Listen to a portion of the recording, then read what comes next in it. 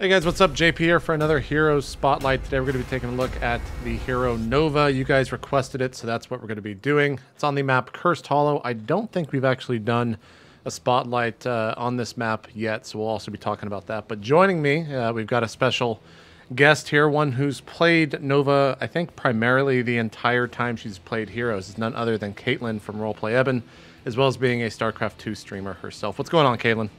Oh, hey, what's up? So you have, was there a reason that you played Nova nonstop within the game?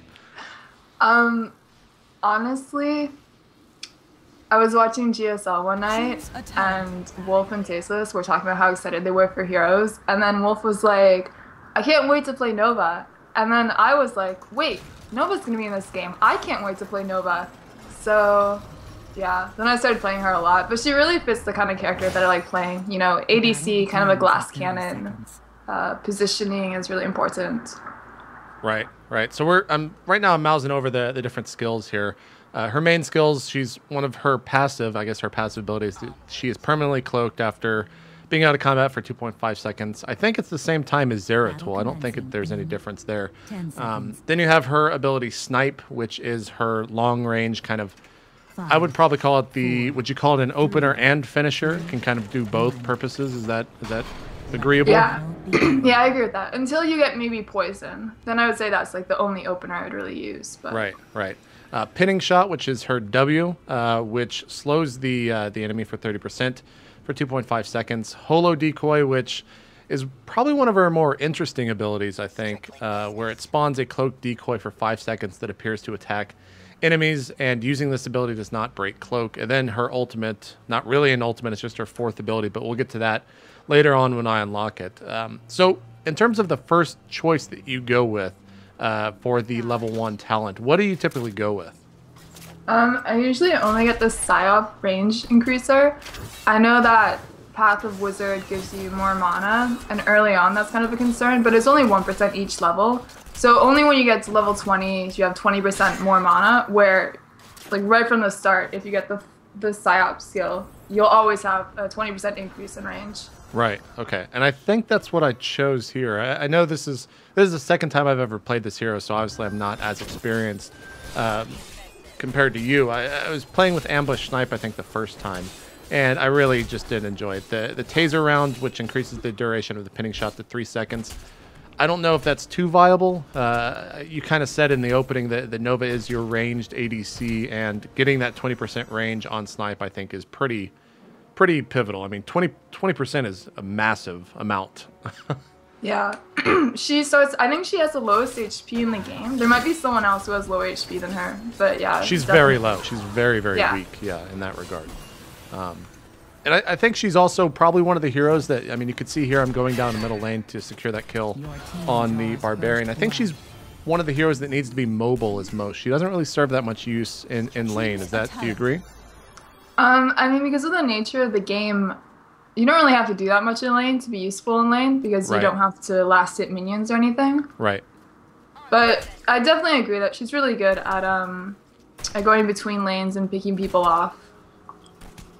Now, the fourth ability, which was one that I have been using on Witch Doctor, is the Poison Enemy ability. I think this is probably one of the best talents in the game. Do you know if it scales?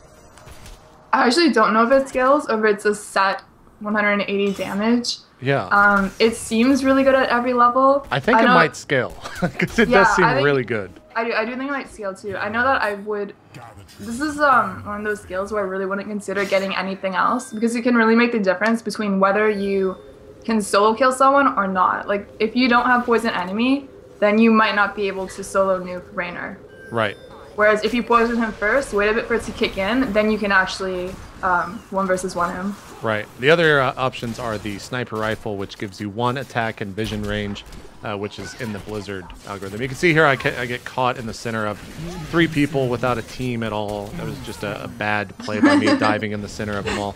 But like I said, yeah, I was very brave. I thought that I could try to get out of it with Cloak, etc., but it just didn't work that well. But luckily we are Luckily we are early enough in the game that I don't have too much of a spawn time, so I can get back over there and try to clean up, as they're all quite low.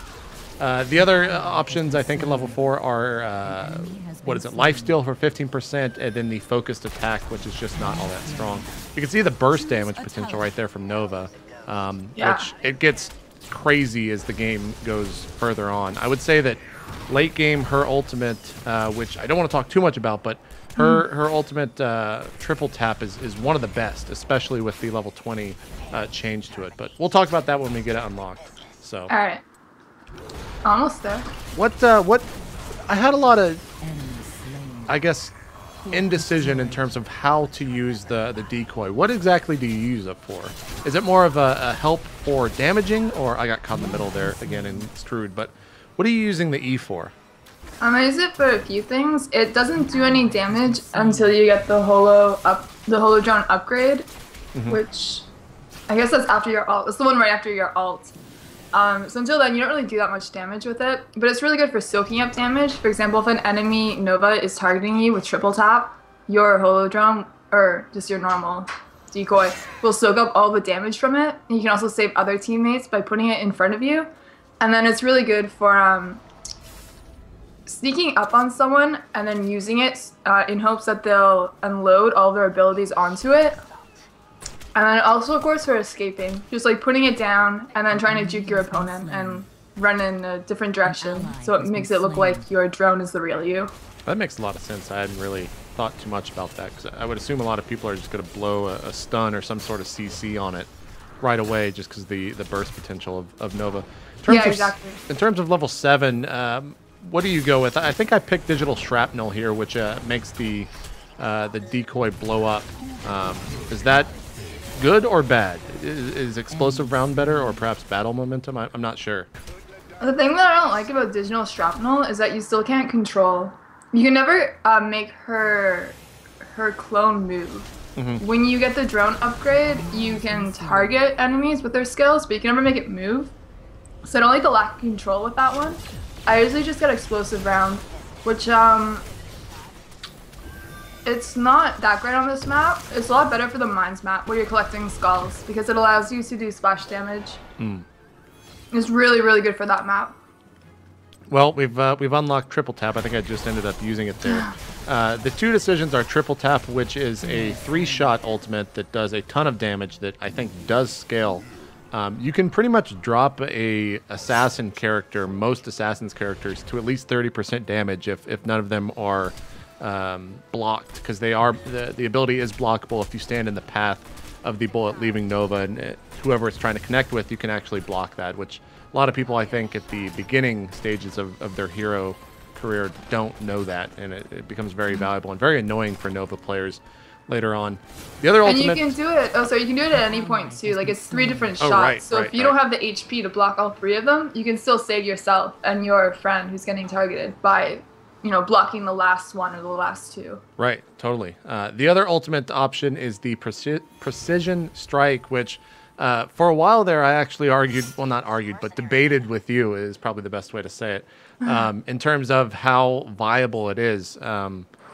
Only because I think I faced that more in the beginning of the game, and now I think everyone pretty much uses triple tap exclusively, but Precision Strike allows you to basically call in an orbital strike anywhere. I think it's anywhere on the map, right? Yeah, unlimited range. It's unlimited. And on a map like this, I can kind of see where it would be somewhat viable, because you can interrupt their channeling on the tribute. As you can see, Syndred right now is having to channel that. You can ult him from across the map and stop him. Yeah. But I don't really see the potential on any other maps aside from that. That was a bad ult, by the way. But continue on. I feel like the mechanic on this map is the strongest out of all the maps. You know, the towers, they don't do any damage, and the minions all have 1 HP. So not only do you destroy the minions, but you get experience for it too. So I would think that on any map, her map-wide skill would be the strongest here, just because you can't interrupt people getting the tribute. It could also be good on the Dragonite map, because you're trying to control 2 different towers that are on opposite sides of the map. And you could also cancel the person channeling the Dragonite in the middle of the map, but honestly, I never get it. I just go for triple tap. I find it really fun to toss people. I think positioning for this hero is super, super important. Here you can see a little bit of indecision in terms of what I'm choosing, and I think I go with Holodrone, please. That's another thing. If you're doing solo queue, I mean, it could be a lot better to get a map-wide skill because you might not be able to rely on your team for the positioning to use triple tap because there is that delay at the start of casting it where Nova becomes very vulnerable. Right. So I ended up going with Holodrone. The other options being Overdrive, which of course raises your ability power by 25% and mana cost by 40% for 5 seconds. Spell Shield, which gives you reduced damage for 50% from hero abilities. And then the Advanced Cloaking Suit, which makes you move 25% faster and regenerate an additional 1% health every 2 seconds. I still think Holodrone is probably the best out of that, but have you experimented at all with Overdrive before? Yeah, I've used Overdrive before on Nova and on other characters. I really like it because it is an active. I'm not too interested in Spell Shield because it's kind of random. Like, I never get that one on Illidan. There's a different shield you can get, which is an active, which I'll get on Illidan. It's not available on Nova, but yeah. I do like the Overdrive one. But I usually just go for Holodrone. So we're coming up on another fight down here. I think a lot of times that I usually play Stitches whenever I play just for fun by myself instead of recording one of these. And the play style from going from a tank hero like that and going back to Nova is completely different. Like, you cannot be caught off guard or you will simply die. If you get caught off guard with Stitches, you just kind of waddle back and forth and eventually your team will make it there because they're not going to kill you. So going back to like being positioned properly, do you just try to always engage behind enemy lines? What is exactly your kind of go-to positioning build or strat? It depends on who I'm playing against. Sometimes I'll try and sneak around with Cloak, and as long as there's a tank being targeted, you know, I might feel a bit safe. If I can pretty much kill anyone who's going to engage me before they can kill me, then I'll feel safe to attack without being behind a tank. It just depends on those factors. So right here, you can actually see I get triple tapped, and Pudge was like right next to the bullets, and I was a little bit salty. I think I did a smiley face to let him know that while I am salty, I am still a nice guy because I'm recording this. But it was it was pretty infuriating. But he does have a good point. I don't think there's really a difference. The only thing is that like the bullets travel to another hero, so his excuse of not noticing that it was mine, it might be a little bit valid. I don't think there's too much difference in the actual spell effects. Do you know if have you ever had like a Nova mirror before? I feel like, see, I know from your perspective, when you target someone, there's a little circle underneath them. Right. I actually don't remember if no, because I think that when Nova's charging, there's still a straight line towards her target before it goes off. That might be, I think that is right, yeah. Even if it's from an enemy Nova. Right. Because just thinking about when I've been targeted by Novas. Yeah, and it'll change on the person that's being targeted because the other Novas happen to be stationary, so it's something to look forward look for. I love when Stitches ult like that and drag them behind enemy lines. It's a lot of fun. So we just ended up hitting level 16. 3 options there. You've got Crippling Shot, which makes your W also take 30% increased damage for 2 seconds. Blood for Blood, which activates, or when activated, drains 50% of the target's enemy max health to slow it, and its movement speed by 30%. And then, of course, Rewind, which reduces your cooldown, so your basic abilities, by 10 seconds. I think I went with Blood for Blood just because I feel like keeping a hero within range is pretty important for Nova. What do you typically go with? I find that when people can escape Nova, they're using escapes like Tumble or Illidan's Dash. So I just don't feel like Blood for Blood would have any effect on it. Or, you know, Tassadar will Cloak, and I think that also increases his movement speeds get away. I'm not entirely sure. Right. Because of Nova's range with Psyop, when someone's just running away, or not Psyop, what's the Q called? It is called Snipe. Snipe, right. With Snipe, if someone's just running away from me, you know, I have time to either get on a horse, because there's distance between us, or I can just snipe them. You know, I never really feel like I need to slow them down more. Right. So are you typically going with Rewind then? I usually go for Crippling Shot or Rewind? Shot. Okay. Yeah, Crippling Shot. Have you Rewind seems like it might be interesting because the cooldown on Q, I don't actually know what it is, but it's got to be shorter than 10 seconds. You could kind of double up. Yeah, I've actually never tried Rewind. I thought about it, but I just try and go for the burst damage with Nova, so I've never actually gotten it. Right. That totally makes sense. So, coming up on level 20 here in a bit, but we haven't really talked too much about this map type. You mentioned it earlier how the objectives in this game, the tributes, getting to 3 is so important just because of how easy you can push. I think probably more so than any other maps, this is one of the easiest to come back on. Maybe Blackheart's Bay is a little bit in the same line of thought, same school of thought, but when you get like 1 HP on creeps and their towers and all their buildings are at half HP because you've gotten 3 tributes, it's really, really hard to stop a push, especially if they have minions. You can just steamroll people so easily on this map. Yeah, for sure. And I also like the fact that the tributes really force a team fight. Like if one team has 5 there, a 4v5 is incredibly hard to win in a game like this. So I like the fact that there's always those group fights. The group fight potential is always there, you know? Yeah. Yeah, I find this map really enjoyable for that reason. I'm a big team fighter. Yeah. I also like it. It's one of the, I think it is the biggest map in the game. Dragonshine might be around the same size, but I'm not, I want to say this is the largest. Do you know for sure?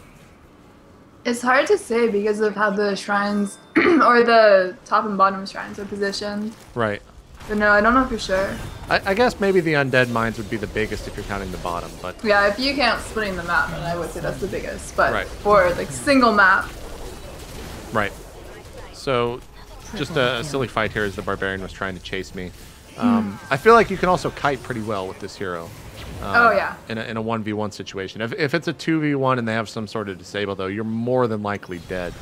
And also, the cloak ability, for those that don't know, I talked about this in the Zeratul video, but you're not, like, it's not permanent invisibility, or not permanent, it's not full invisibility. It's like StarCraft cloak, where you can kind of see a shimmer or glimmer or so on the map, and you can definitely make out where they are, and if you have some sort of targetable ability that doesn't require a hero, you can actually just knock them out. And you got to be aware of that. Like, you can't just snoop around heroes while being invis and expect that they're not going to get you out whatsoever. Yeah, it's pretty obvious to see, to be honest. Totally. It's just, what's good is that if there's a Nova and a Zeratul on your team, you can't tell who it is. Right. Actually, yeah, I guess you can't. Models are kind of similar. I don't think they have different models for the invisible part of that animation or whatever it is. They might. I know that when you're on your mount, it's a larger shimmer. That is true. It might just be very hard to notice. Yeah, to exactly. Be honest. I think it's too hard to notice a difference. So just hit level 20. You've got 4 options here, but really there's only one as far as I'm concerned if you're going with triple tap. The 4 option, of course, Fury the Storm, which makes your basic attacks bounce to nearby enemies for 50% damage. You've got Bolt of the Storm, which allows you to basically blink in, blink out, really wherever you want. It's targetable. You've got Precision Barrage, which is for the other ultimate, which now holds 2 charges with a 3-second cooldown between charge use, so you get an extra ult, basically. I think their Nova did go with triple tap. And then you've got Fast Load, which is the triple tap level 20 talent. And that makes it so if you get the killing blow with triple tap, it's actually if the target just dies shortly after being hit with it, the cooldown's reset. I think this might be too strong. I used to think that it was if the target dies shortly after using it. If you either kill them with it or it dies shortly after, it resets it. Because I remember reading that in-game, and I know it says that still on the skill simulator, but then I'm pretty sure they changed the in-game description. Victory. So I'm not sure if it's still true. They might have. This talent calculator that I'm looking at might actually be outdated. I'm not too sure. But regardless, it's still crazy good. Yeah, it's still very good. It's unlimited. So. Yeah, like I've been in team fights before against a Nova where there have been 5 triple taps going off in the course of 30 seconds, and it just is so much damage. If you don't have people worried about going on her in the background, like it is so hard to stop it. She's probably one of the stronger, if not one of the strongest assassins in the game. I think her and Zeratul probably are neck and neck in terms of how strong they are, with maybe Illidan being right behind. Yeah, I would agree. Illidan's a really good counter for Nova, though, so... That's true. Things get a bit tricky there. Well, while we're closing out, what are the I guess, the best heroes to go up against and the worst heroes to go up against for Nova? As Nova, any kind of gap closer is really scary against her. So Illidan's ult is pretty horrific. There's really no way to stop him from killing her. Your entire team would have to target Illidan in his dragon form or his mutant form if he ults on you, and you just have to hope that he dies before he kills you. It's just like pretty difficult thing to hope for. Right. I would say who's good to go against? Probably other Novas. Other Novas are just glass cannons too. So if you can kill them first, it's pretty good. It's actually pretty hard to kill a lot of tanks with Nova in this game. Tanks are really tanky, and there's a lot of like healing mechanics in tanks. So even though Nova can kill Reynar, as long as poison kicks in for long enough, he still has stim, which for some reason in this game stim heals you. But he still has stim, which will heal him by 30% or something when he gets to low health. So I don't know. A lot of heroes are kind of deceiving. It's kind of hard to tell whether you can kill them with Nova or not, just because they have so much HP and because of the ability to heal. Cool. Well, I think that's about all we've got to say on Nova. Kaitlyn, where can people check out your stream and all the other stuff that you do? Perhaps if you're going to be playing Nova in the future, where can they check it out? Well, yeah, I'm still streaming Heroes, and that's at twitch.tv/Kaitlyn, but I do stream StarCraft most of the time. And fittingly, I'm playing Terran right now, so it's pretty cool. And you can also find out when I'm streaming on Twitter, and that's twitter.com/Kaitlyn, but with an underscore between the Y and the N.